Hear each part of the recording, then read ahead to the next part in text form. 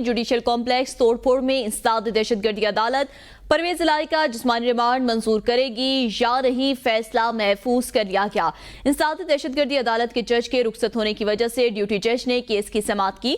गुज़िश्ता रोज high court के हुक्म पर रिहाई के बाद परवेज इलाही को दोबारा गिरफ्तार कर लिया गया था। एटीसी जज की रुखसत के बायस केस की समाअत मुलतवी की गई थी। परवेज इलाही के खिलाफ जुडिशल कॉम्प्लेक्स तोड़फोड़ केस की समाअत हुई।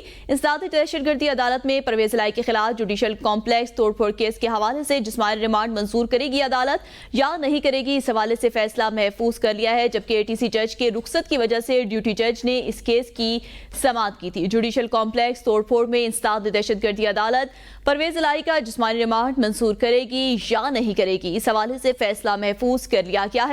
इंसदाद दहशतगर्दी अदालत के जज के रुखसत होने की वजह से ड्यूटी जज ने इस केस की समाअत की थी। गुज़िश्ता रोज भी हाई कोर्ट के हुक्म पर रिहाई के बाद परवेज इलाही को दोबारा गिरफ्तार कर लिया गया था। आम खबर से आपको आगाह करे हैं। इंसदाद दहशतगर्दी अदालत में परवेज इलाही के खिलाफ जुडिशल कॉम्प्लेक्स तोड़फोड़ केस की समाअत हुई।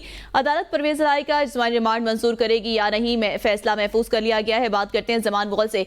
जी जमान मुगल, आगाह कीजिएगा अदालती कार्रवाई के हवाले से।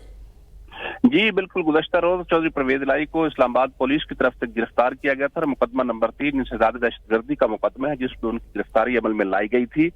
आज उन्हें ड्यूटी जज के सामने पेश किया गया और ड्यूटी जज के सामने जब पेश किया गया तो चौधरी परवेज इलाही खुद रोस्टम पर आ गए और उन्होंने आके बताया कि मुझे पूरी रात जो है CIA में रखा गया है, किसी से मुलाकात नहीं करने दी गई और साथ ही उन्होंने कहा कि मैं किसी से मुलाकात करना भी नहीं चाहता था। चौधरी परवेज इलाही के वकला ने दलाइल देते हुए कहा कि चौधरी परवेज इलाही को सियासी इंतकाम का निशाना बनाया जा रहा है। जब मुतअद्दिद मुकदमात में वो डिस्चार्ज हो गए तो उसके बाद भी जी नहीं भरा तो उनको मुकदमा नंबर 3 में गिरफ्तार कर लिया गया और चौधरी परवेज इलाही को कहा गया कि आपको 17 साल पुराने मुकदमे में भी नामजद करेंगे।